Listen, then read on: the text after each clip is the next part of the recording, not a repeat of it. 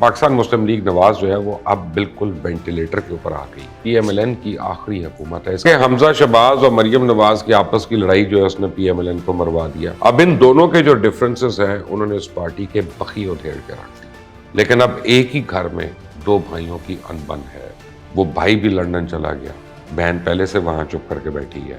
میاں نواز شریف اس دن واپس آئیں گے اس ملک میں۔ پاکستان مسلم لیگ نواز جو ہے باقاعدہ ایک زنگ آلود پارٹی بن چکی ہے، اور نون لیگ کا ورکر جو ہے وہ ایک دفعہ اگر بتک گیا تو پھر میاں دے نعرے نہیں بجن گے۔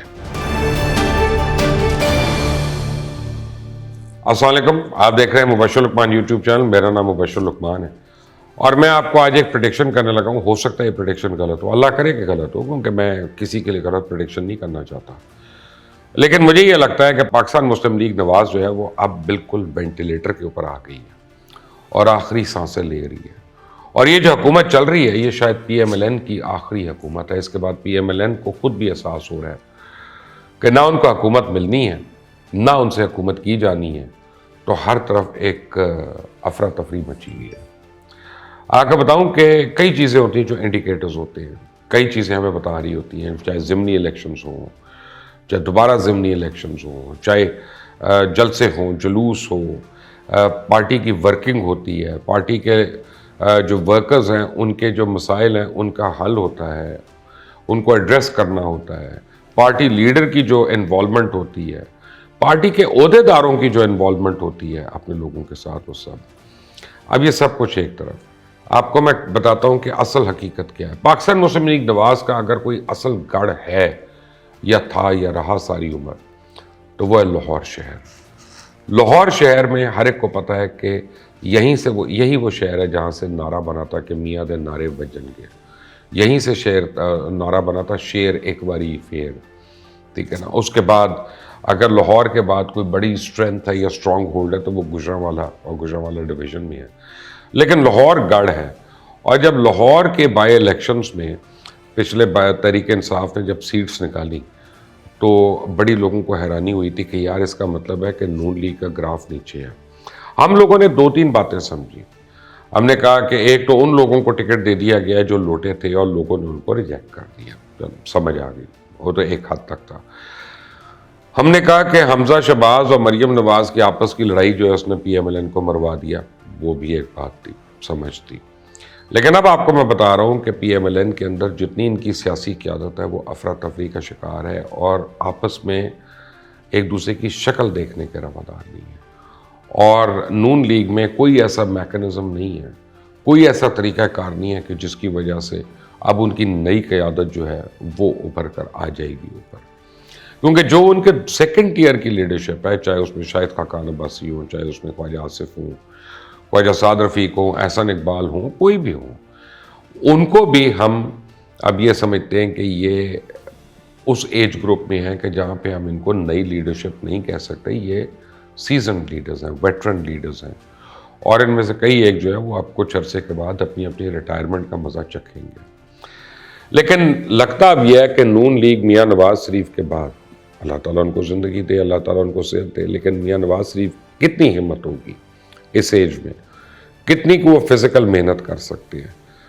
تو مجھے لگتا ہے کہ اب نون لیگ جو ہے بتدریج نیچے جانا شروع ہو گئی۔ اور ایک آپ سمجھے کہ بہت امپورٹنٹ چیز جو میں نے کل دیکھی، لاہور میں ورکرز کنونشن تھا، لاہور میں بہت زور و شور کے ساتھ یہ ورکرز کنونشن ہوا، اور اس کا اعلان کس نے کیا تھا؟ اس کا اعلان میاں نواز شریف نے کیا تھا کہ ورکرز کنونشنز کرنے اور سب سے پہلے ان کا لاہور میں کرنا ہے۔ اور لاہور کی تمام انتظامیہ کو بس انسٹرکشنز مل گئی تھی کہ جی بس اس دن آپ لوگوں نے یہ 14 تاریخ کو دبا کر یہاں پہ آنا ہے اور اس ورکرز کنونشن کو سکسیسفل بنانا ہے۔ اور یہ ماڈل ٹاؤن میں جو شریف برادران کا گڑھ ہے وہاں پہ ایچ بلاک میں، ادھر انہوں نے ورکرز کنونشن کرنا تھا۔ تو کل کیا ہوا؟ کل بڑی انٹرسٹنگ چیزیں دیکھنے میں آئیں کہ سب سے پہلے ورکرز کنونشن سے ایک دن پہلے جو پنجاب کے صدر ہیں یا پنجاب کے ان کے وزیر اعلیٰ تھے، اب لیڈر آف دی اپوزیشن ہے حمزہ شہباز، وہ ایک دن پہلے چپ کر کے لندن چلے گئے۔ انہوں نے گوارا نہیں کیا ورکرز کنونشن پہ ایک دن رکنے کے لیے کہ وہ کر کے صبح کو دوپہر والی فلائٹ لے جاتے، نہیں کیا انہوں نے۔ انہوں نے کوئی اپنا ویڈیو میسج نہیں دیا، انہوں نے کوئی اپنا آڈیو میسج نہیں دیا، انہوں نے اپنا کوئی ویسے بھی میسج نہیں دیا۔ سلیمان شہباز جو ہر طرف آج کل آپ کو نظر آ رہے ہیں، کبھی کسی ٹیلی ویژن پہ انٹرویو دے رہے ہیں، کبھی کچھ کہہ رہے ہیں، پولیٹیکل سٹیٹمنٹس دے رہے ہیں، لوگوں کا خیال تھا کہ شاید ایک دن پہلے سلیمان شہباز کے لیے جگہ بنائی گئی ہے اور وہ آئیں گے وہاں پہ، انہوں نے کنی کترائی اور وہ بھی وہاں سے نکل گئے۔ حالت یہ تھی کہ جس نے ورکرز کنونشن کا اعلان کیا، مریم اورنگزیب، اس نے حد تو یہ ہے کہ اس نے پاکستان ٹیلی ویژن کو یہ پابند نہیں کیا کہ وہ بھی اس کنونشن کی کوئی ایک جھلک دکھا دے۔ وجہ اس کا کہ کوئی میڈیا اس کو رپورٹ کرتا ہے، آپ کو کسی میڈیا پہ یہ نظر نہیں آیا ہوگا۔ اس کی ایک وجہ یہ ہے کہ پاکستان مسلم لیگ نواز کا کوئی لیڈر، ناٹ ایون ون، کوئی لیڈر جو ہے وہ یہاں پہ نہیں آیا، اور پنجاب کی بھی جو لیڈرشپ ہے وہ یہاں سے گم رہی، غائب رہی۔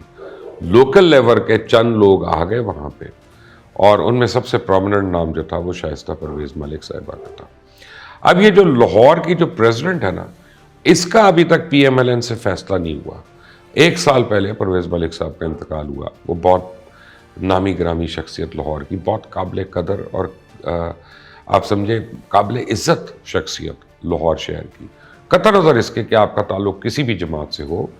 پرویز ملک صاحب جو تھے، ان کے لیے پیار، محبت اور ہمدردی اور ان کی رسپیکٹ جو تھی وہ ہر لاہوری کے دل میں تھی، اور یہی ان کی اسٹرینتھ تھی۔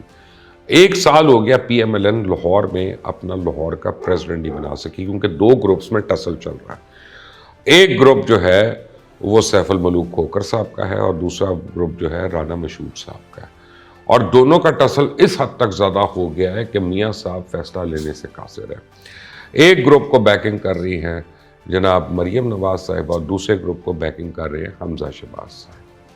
اب ان دونوں کے جو ڈفرنسز ہیں، انہوں نے اس پارٹی کے بخی ادھیڑ کے رکھ دیے، اس نے اس پارٹی کو تتر بتر کر دیا، توڑ پھوڑ دیا۔